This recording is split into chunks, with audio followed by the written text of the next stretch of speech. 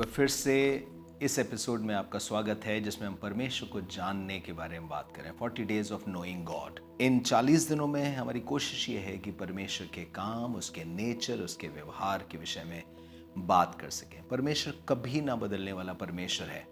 जो था वो है और हमेशा रहेगा। ऐसा नहीं कि पुराने नियम में परमेश्वर क्रोधी था, नए नियम में बड़ा प्रेमी हो गया ना। परमेश्वर पहले भी अनुग्रहकारी था, अब भी अनुग्रहकारी है और आगे भी अनुग्रहकारी बना रहेगा। वो परिस्थितिवश बदलता नहीं है। पर परमेश्वर बहुत सी चीज है। परमेश्वर न्यायी है, धर्मी है, जज भी है और हमारे लिए खड़ा होने वाला वकील भी है। हमारी ही जगह उसने पाप भी ले लिया। सो परमेश्वर सब में सब कुछ बनता वही आदि है और वही अंत भी है। आज जिस पे हम चर्चा करेंगे वो ये है, परमेश्वर हमारी सबसे बड़ी खुशखबरी है। God is the greatest good news that we have. सबसे आप अगर तुलना करने लगे कि ये अच्छी न्यूज है, ये वो अच्छी न्यूज है, तो आपको पता चलेगा परमेश्वर का हमारे साथ होना, परमेश्वर का हम में होना और परमेश्वर का हमारे लिए होना सबसे बड़ी खुशखबरी है। बाइबल में ऐसा लिखा है, परमेश्वर ने जगत से ऐसा प्रेम किया कि उसने अपना इकलौता पुत्र दे दिया ताकि जो कोई इस पर विश्वास करे वो नाश ना हो परंतु उन्हें जीवन पाए।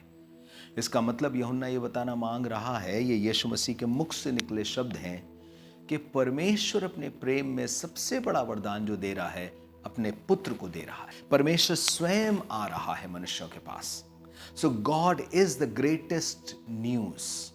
अगर आप किसी एक अच्छी खबर को सुनना मांगते तो मैं आपसे कहना मांगता हूं, परमेश्वर आपके साथ, परमेश्वर आप में, परमेश्वर के आपके लिए, यही सबसे बड़ी खुशखबरी है और इसी पे हम लोग चर्चा करेंगे। ऐसा परमेश्वर के वचन में लिखा, निर्गमन उसके 33 अध्याय में परमेश्वर अपने लोगों को देख रहा था, इसराइलियों को जिन्होंने विद्रोह किया था, विरोध किया था और परमेश्वर को समझ नहीं पा रहे थे, परमेश्वर की आज्ञा टालते चले जा रहे थे। ऐसे में परमेश्वर ने उनकी ढिठाई को देखा, उनके कुड़कुड़ाने बुड़बुड़ाने को सुना। तो यूं कुछ कहा उसने, 33 अध्याय के पहले पद से, फिर यहोवा ने मूसा से कहा, तू उन लोगों को जिन्हें मिस्र देश से छुड़ा लाया है संग लेकर उस देश को जा जिसके विषय में मैंने अब्राहम, इसहाक और याकूब से शपथ खाकर कहा था कि मैं उसे तुम्हारे वंश को दूंगा। और मैं तेरे आगे एक दूत को भेजूंगा और कनानी, एमोरी, हित्ती, परिज्जी, हिब्री और यबूसी लोगों को बरबस निकाल दूंगा। तुम लोग उस देश को जाओ जिसमें दूध और मधु की धारा बहती है। इसका मतलब जो उसमें दूध और मधु की धारा है उसका उपजाऊपन जो जमीन का है वो वैसा ही रहेगा। मैं तुम्हें दुश्मनों से फ्री करूंगा, उस जगह को फलवंत करूंगा और तुम्हारे वंश तक को ये मिलेगा। कितनी बड़ी आशीष है। आगे सुनिए क्या लिखा है, परंतु तुम हठीले हो, इस कारण मैं तुम्हारे बीच में होके ना चलूंगा। ऐसा ना हो कि मार्ग में तुम्हारा अंत कर डालूं, क्योंकि मैं परमेश्वर पाप लगातार होता रहे तो उसको बर्दाश्त नहीं करता। कहीं ऐसा ना हो कि तुम अपने लगातार इस ढीठ व्यवहार की वजह से नाश हो जाओ। तो यहां पे लिखा है 4 पद में, यह बुरा समाचार सुनकर वे लोग विलाप करने लगे और कोई अपने गहने पहने हुए ना रहा। विलाप किस बात का? बुरा समाचार। बुरा समाचार कौन सा? संपत्ति मिलेगी, जमीन मिलेगी, दुश्मन रहित मिलेगी, उपजाऊ जमीन मिलेगी। यही तो उसने वादा किया था, दूध और मधु की धारा वाला देश। इसमें बुरा समाचार क्या है? जी, बुरा समाचार यह है कि मैं नहीं जाऊंगा, पर स्वर्गदूत तो जाएगा ना, परमेश्वर का दूत तो जाएगा ना। परमेश्वर अगर किसी चीज में शामिल नहीं है तो वह आपके लिए बुरा समाचार है। कोई भी चीज, अच्छी नौकरी लगी लेकिन परमेश्वर शामिल नहीं है, करोड़ों रुपए मिलेंगे, परमेश्वर शामिल नहीं है, रिश्ता है, परमेश्वर शामिल नहीं है, घर बन गया है, परमेश्वर उसमें शामिल नहीं है, आपको धनाढ्य बना दिया गया है लेकिन परमेश्वर उसमें शामिल नहीं है। मैं आपसे कहना मांगता हूं, इससे बुरा समाचार और कुछ नहीं हो सकता। The best good news that you can ever here is that God is with us. और आपको याद होना चाहिए, यीशु मसीह जब आया तो यशाया 7 में भी यही था और मत्ती 1 में भी उसको दोहराया गया है। यीशु मसीह के आगमन पर वचन कौन सा पूरा हुआ? जो यशाया 7 में लिखा था, एक कुंवारी गर्भवती होगी, एक पुत्र को जनेगी और उसका नाम क्या रखा जाएगा? इम्मानुएल, जिसका अर्थ है परमेश्वर हमारे साथ है। ये is this the best thing that God can do? कि मनुष्यों की दशा को देखकर यशाया के द्वारा भविष्यवाणी कर रहा है, कुंवारी गर्भवती होगी, एक पुत्र को जनेगी, उसका नाम रखा जाएगा इम्मानुएल, अर्थात परमेश्वर हमारे संग। जी, इसीलिए परमेश्वर ने जगत से प्रेम करके सबको 10-10 करोड़ के बंगले नहीं दिए, सबको हीरे जवाहरात से लाद नहीं दिया, सबको राजा नहीं बना दिया कि सब हर देश के राजा बन जाएं। इतने देश भी नहीं है दुनिया में। तो क्या दिया उसने? उसने अपने आप को दिया। क्यों? क्योंकि जिसके पास पुत्र है, यूहन्ना कहता है, उसके पास जीवन है, जिसके पास पुत्र नहीं उसके पास जीवन भी नहीं। यीशु ही ज्योति है, जिसके पास यीशु नहीं उसके पास ज्योति नहीं। यीशु ही जीवन है, जिसके पास यीशु नहीं उसके पास जीवन नहीं। यीशु ही सत्य है। अगर आप यीशु के मुताबिक नहीं चल रहे तो आप सत्य के मुताबिक नहीं चल पा रहे। और इसलिए समझिए, इन लोगों ने वही किया जो एक सच्चे अच्छे लोगों को करना चाहिए। अपनी बेवकूफ़ी देखी, उन्होंने अपने पाप को देखा और कहा कि नहीं खुदा बाप, हम तेरे बगैर नहीं जी सकते। इन्होंने कहा हम तेरे बगैर नहीं जी सकते, और ये रोने लगे। मूसा जो अक्सर मिलाप वाले तंबू में जाके खुदा से बातें करता था, आज फिर गया है। और जब बातें कर रहा है तो 12वें पद से कुछ ऐसा लिखा है, मूसा ने यहोवा से कहा, सुन, तू मुझसे कहता है कि इन लोगों को ले चल, परंतु ये नहीं बताया कि तू मेरे संग किसको भेजेगा।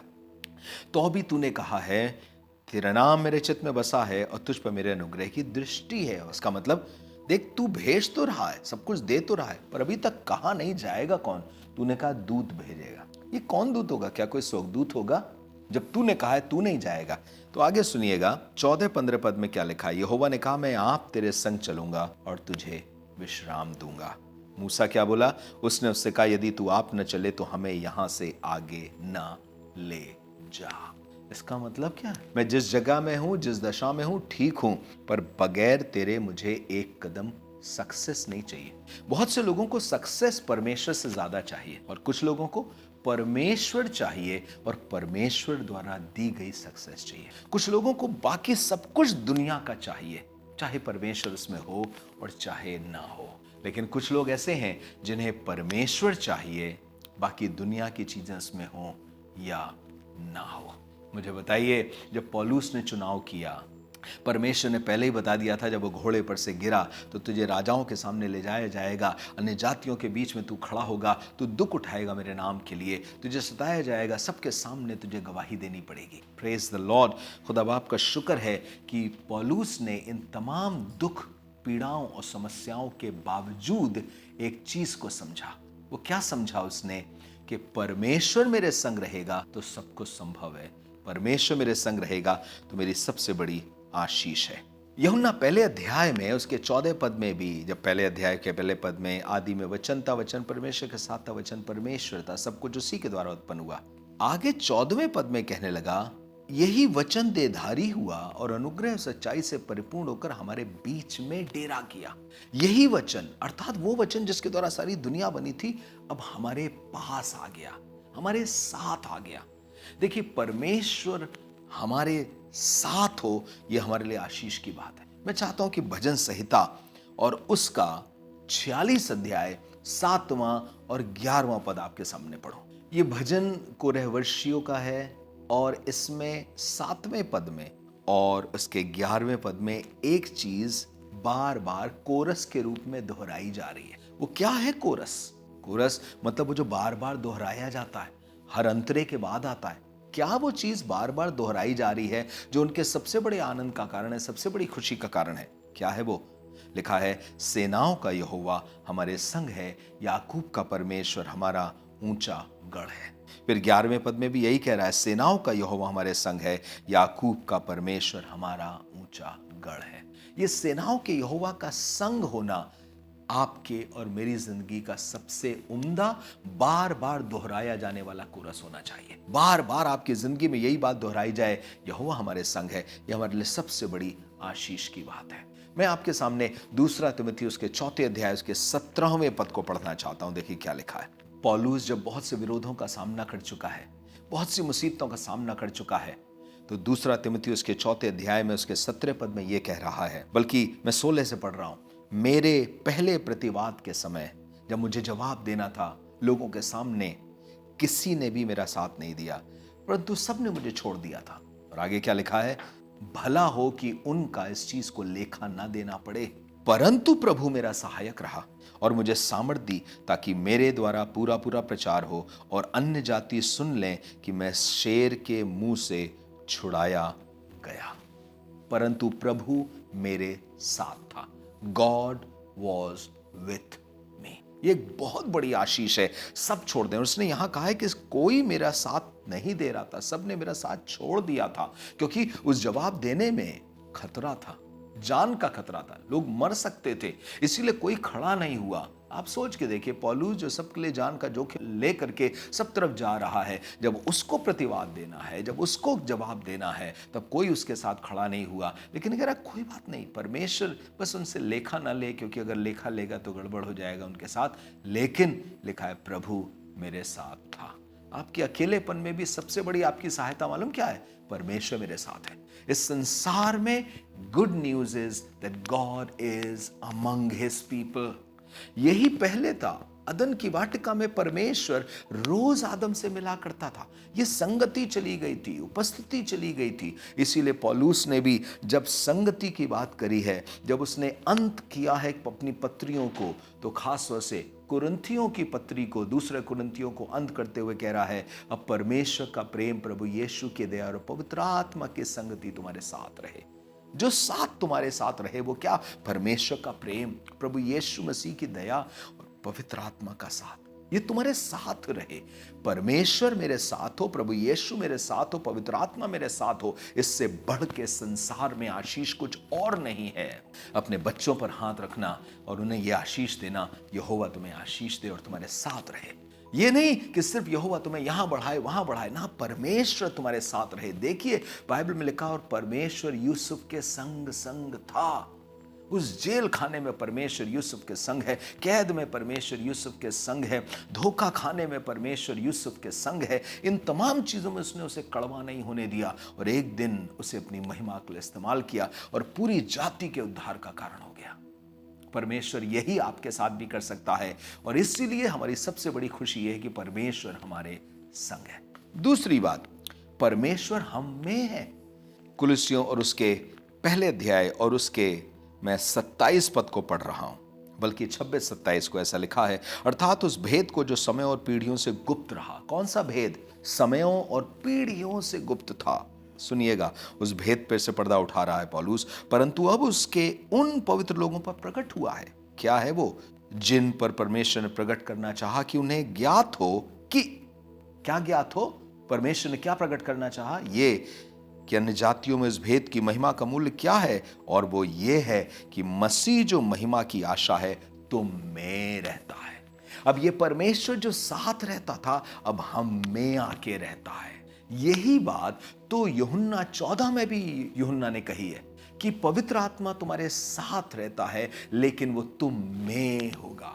अब परमेश्वर सिर्फ हमारे साथ नहीं रहता पर हम में हो करके रहना चाहता है। इसी कुलुस्सियों के 3 अध्याय के और उसके 10वें और 11वें पद को पढ़ रहा हूं। कुछ यूं लिखा हुआ है, और नए मनुष्यत्व को पहन लो जो अपने सृजनहार के स्वरूप के अनुसार ज्ञान प्राप्त करने के लिए नया बनता जाता है। उसमें ना तो कोई यूनानी रहा, ना यहूदी, ना खतना ना खतना रहित, ना जंगली ना स्कूती, ना दास और ना स्वतंत्र, केवल मसीह सब कुछ और सब में है।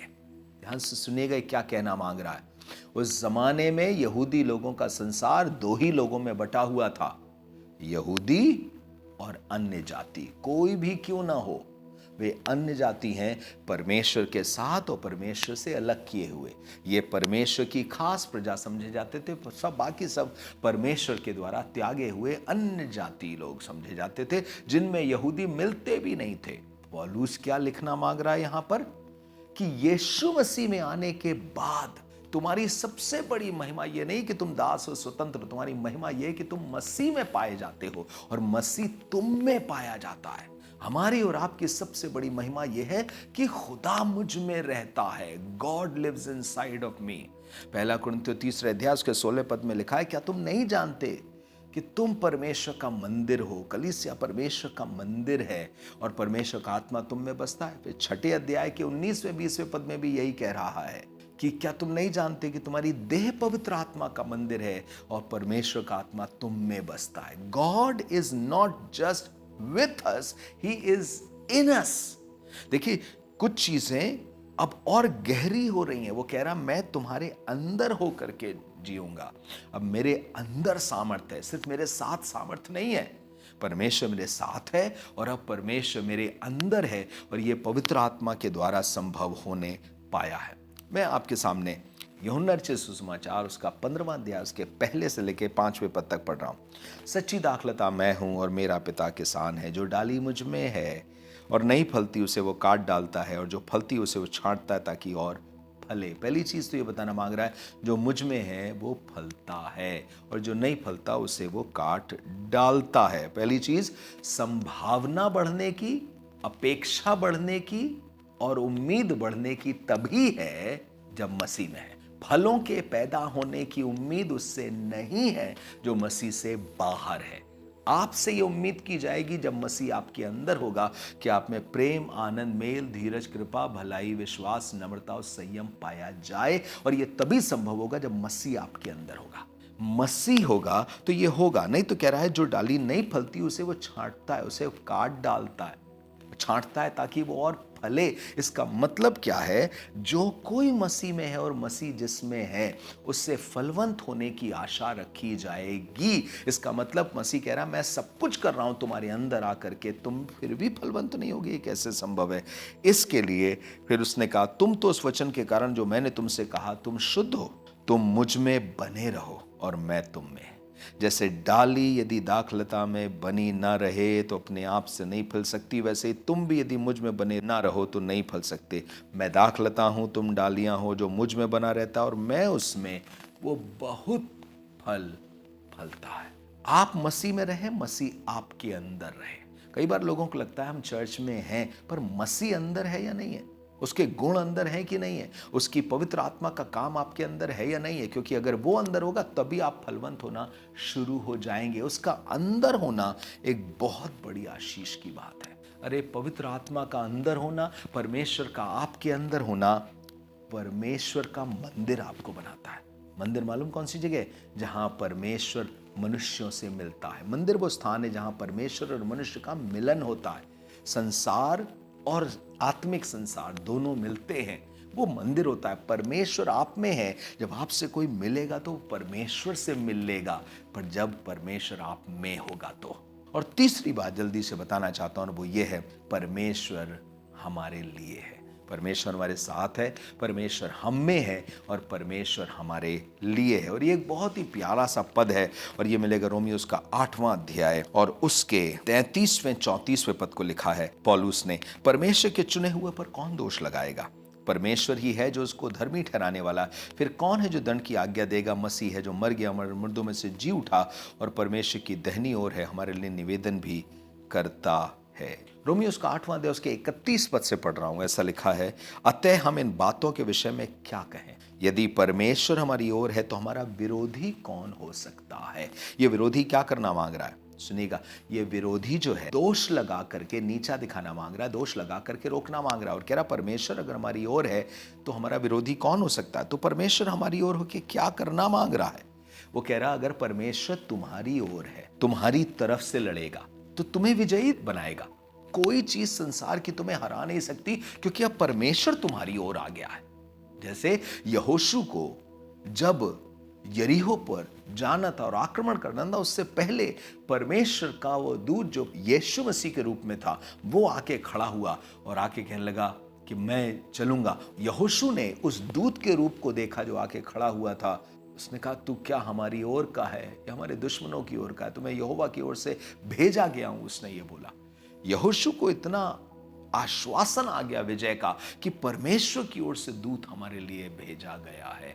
परमेश्वर के स्वर्गदूत आपके साथ हैं, परमेश्वर स्वयं आपके साथ हैं और आपकी ओर से होकर के वो लड़ना चाहता है। इसलिए यहां पर लिखा हुआ है, अगर परमेश्वर हमारी ओर है तो हमारा विरोधी कौन हो सकता है? ये बात उसने लिखने से पहले कहा अतः। जब हम कभी पढ़ते हैं वर्ड अतः है तो इसका मतलब होता है वो पिछले पदों से जुड़ रहा है। 30वें पद, फिर जिन्हें उसने पहले से ठहराया उन्हें बुलाया भी, जिन्हें बुलाया उन्हें धर्मी भी ठहराया, जिन्हें धर्मी ठहराया उन्हें महिमा दी। परमेश्वर जिसकी ओर होगा उसी को बुला लेगा, धर्मी बना देगा और उसे महिमा पहुंचने तक वो उसको संभाले रहेगा, क्योंकि परमेश्वर हमारी ओर है। हमारे लिए विनती करने वाला परमेश्वर हमारी ओर है। अंतिम पद पढ़ूंगा और वो होगा इब्रानियों और उसका 10वां अध्याय 19वां और 20वां पद। इसलिए हे भाइयों, जब हमें यीशु के लहू के द्वारा उस नए और जीवते मार्ग से पवित्र स्थान में प्रवेश करने का हियाव हो गया है, जो उसने पर्दे अर्थात शरीर में होकर हमारे लिए अभिषेक किया है। उसने परमेश्वर के पवित्र स्थान में हमारे लिए एक रास्ता खोल दिया है। हमारे लिए परमेश्वर आपके लिए विनती कर रहा है कि आप विजयी हो सके। वो आपके लिए दरवाजे खोल रहा है। सो परमेश्वर ही हमारी सबसे बड़ी खुशखबरी है। परमेश्वर हमारे साथ है, परमेश्वर हम में है और परमेश्वर हमारी ओर है। और अगर परमेश्वर हमारी ओर है तो हमारा विरोधी कौन हो सकता है। परमेश्वर आपको आशीष दे। इन्हीं बातों पर विश्वास करें, मनन करें और यह भरोसा करें। और अगर आप में से कोई जो सुन रहा है उसे लगता है क्या परमेश्वर मेरे साथ है, क्या वो मुझ में आएगा, तो इसी समय आप उसे आमंत्रित कर सकते हैं। आप उससे कह सकते हैं, प्रभु मुझ पापी पर दया कर और मेरे अंदर आके राज कर। मैं विनती करता हूं इसी समय आपके लिए। हे प्रभु यीशु मसीह, जितने लोग सच्चाई से कह रहे हैं परमेश्वर मेरे साथ आ जा, परमेश्वर मुझ में आ जा और परमेश्वर मेरी ओर से खड़ा हो जा, मैं दुआ करता हूं खुदावन वो देखने पाए कि आप उनके साथ खड़े हो गए हैं। आपकी उपस्थिति उनको चारों तरफ से घेर ले इसी समय। प्रभु आपका पवित्र आत्मा उनके अंदर प्रवेश करने पाए। सुनते ही सुनते प्रभु आपके वचन में लिखा है, जो कोई प्रभु यीशु पर विश्वास करेगा वो नाश नहीं होगा परंतु अनंत जीवन पाएगा। ये अनंत जीवन अनंत आत्मा के द्वारा मिलता है। इसलिए प्रार्थना करते अनंत आत्मा अर्थात पवित्र आत्मा हमारे अंदर प्रवेश करे और हमें मंदिर बना दे। प्रभु प्रार्थना करता हुआ एक एक सुनने वाला, एक एक साथ में प्रार्थना करने वाला तेरा मंदिर बन जाए इसी समय। प्रभु जी तेरा मंदिर बन जाए। जाने अनजाने अपराधों को क्षमा कर दीजिए, मिटा डालिए प्रभु जी और अपनी करुणा से भरिए। यीशु मसीह के नाम से मांगते हैं, आमीन। God bless you. प्रभु आपको आशीष दे। फिर से मुलाकात करेंगे। अगर आप आशीष पाए हैं तो जरूर से किसी के साथ बांटें इस वीडियो को भी। God bless you.